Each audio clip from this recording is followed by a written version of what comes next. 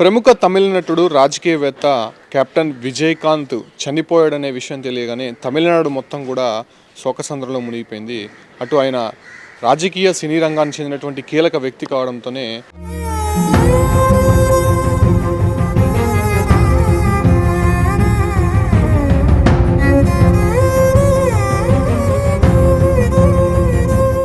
విజయకాంత్ని చూడడానికి అనేక జిల్లాల నుంచి ఇతర రాష్ట్రాల నుంచి కూడా పెద్ద సంఖ్యలో చెన్నైకి వచ్చారు. కాకపోతే విజయకాంత్ అనేది మాట చాలా వరకు కూడా ఆయన చాలా మందిని సహాయం చేసేటువంటి ఆలోచన స్వభావం కలిగినటువంటి వ్యక్తి. ఆయన మొదట చెన్నైలో అడుగు పెట్టినప్పటి నుంచి కూడా కొంత పేదవాళ్ళకి అదేవిధంగా ఇండస్ట్రీలో ఉండేటువంటి వారికి ఆదుకునే మనస్తత్వం కలిగినటువంటి వ్యక్తి. కాకపోతే ఆయన అంత పెద్ద హోదాలో ఉన్నప్పటికీ కూడా చాలా చిన్ని స్థాయి కలిగినటువంటి ఓ ఇంట్లో ఆయన నివాసం ఉంటున్నాడు. ప్రస్తుతం నేను ఆ నివాసం వద్దే ఉన్నాను. ఇది కెప్టెన్ విజయకాంత్ నివాసం. ఆయన నిన్నటి వరకు కూడా ఇదే నివాసంలోనే ఉన్నటువంటి పరిస్థితి. అంటే మదురైలో జన్మించినటువంటి విజయకాంత్ అటు తర్వాత ఆయన సినీ రంగానికి అట్రాక్ట్ అయ్యాడు. నటన అంటే చాలా ఇష్టపడేవారు.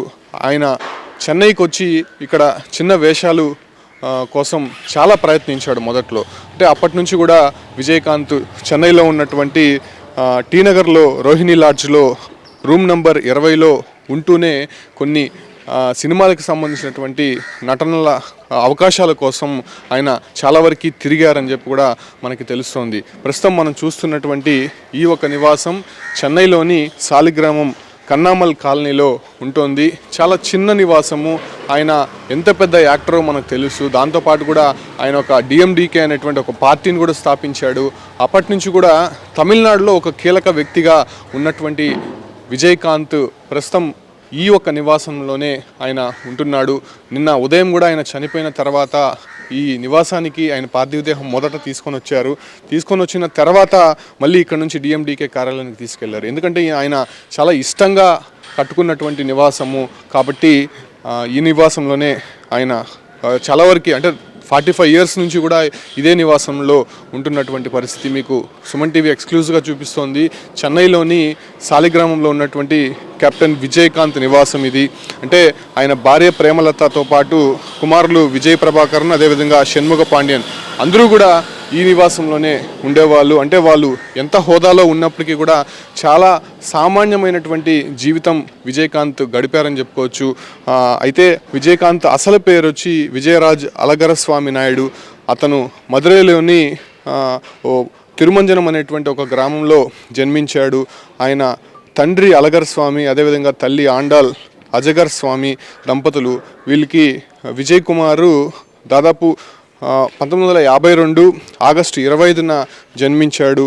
అంటే మనం ఇక్కడ చూడొచ్చు ఆండాల్ అజగర్ స్వామి అనేటువంటి పేరును కూడా ఇక్కడ ఆయన వేసుకున్నాడు. ఆయన తల్లి పేరు ఇది. దాంతోపాటు కూడా ఈ పక్క చూస్తే విజయకాంత్ అనేటువంటి పేరు. ఆయన సాలిగ్రామంలోని 54వ ఇంటి డోర్ నెంబర్ ఇది. మనం ఇక్కడ చూడొచ్చు డిఎండికే పార్టీకి సంబంధించినటువంటి పార్టీ జెండా ఇది. ఆయన చనిపోయాడు కాబట్టి నిన్న ఆ జెండాను కూడా కిందకి దించేసినటువంటి పరిస్థితి మనం చూస్తున్నాం. చూడొచ్చు అంత పెద్ద స్థాయిలో ఉండి కూడా చాలా చిన్న ఇంట్లో ఉంటున్నాడు విజయకాంత్. అంటే ఈయన చాలా పేదవాళ్ళకి కావచ్చు అంటే ఇండస్ట్రీలో ఉన్నటువంటి చిన్న తరగా యాక్టర్స్కి అంటే కొత్తగా ఇండస్ట్రీలోకి వచ్చేటువంటి వారికి అవకాశాలు కల్పించడంలో విజయకాంత్ ముందుంటాడని కూడా చాలామంది చెప్తున్నారు. అందుకే మనం నిన్నటి నుంచి చూస్తున్నప్పటికీ కూడా చాలామంది సాదాసీదగా ఉన్నటువంటి వారు అదేవిధంగా యాక్టర్స్ అంటే ఆయన పరిచయం చేసినటువంటి వారు ఇప్పుడు ఒక స్థాయిలో ఉన్నటువంటి వారంతా కూడా ఆయన పార్థివ దేహం చూసి నిజంగా కన్నీరు మున్నీరుగా విలపిస్తున్నారు. మనం ఒకసారి విజయకాంత్ ఆయన చేసేటువంటి సేవాభావము ఆయన ద్వారా లబ్ధి పొందినటువంటి వారు చెప్తున్నటువంటి విషయాలు నిజంగానే చాలా ఆశ్చర్యం కలుగుతోంది. అంటే ఆయనకు ఉన్నటువంటి ఆస్తులకు సంబంధించి అంటే మదురైలో ఆయన ఒక భూస్వామిగా చెప్పుకుంటుంటారు. అంటే ఆయన భూముల్లో పండినటువంటి పంటలు మొత్తం కూడా కరోనా సమయంలో ఉన్నటువంటి పేదవాళ్ళకి పంచేవాడు. అదేవిధంగా చాలా వరకు నిత్యావసర వస్తువులు కావచ్చు అంటే కొంతమంది సీరియస్ అయినటువంటి వారికి ఆయన స్వయంగానే ట్రీట్మెంట్ ఇప్పించినటువంటి పరిస్థితులు ఉన్నాయని చెప్పి కూడా చాలామంది చెప్పుకుంటూ కన్నీరుగా విలిపిస్తున్నారు. చాలా చిన్న జీవితం ఆయన జీవిస్తూనే అంత పెద్ద పేరు కలిగినటువంటి వ్యక్తిగా ఎదుగుతూ ఉన్నాడు. మనం చూస్తున్నటువంటి ఈ ఒక్క ఇంట్లోనే దాదాపు 45 ఇయర్స్ నుంచి కూడా విజయకాంత్ నివాసం ఉంటున్నాడు.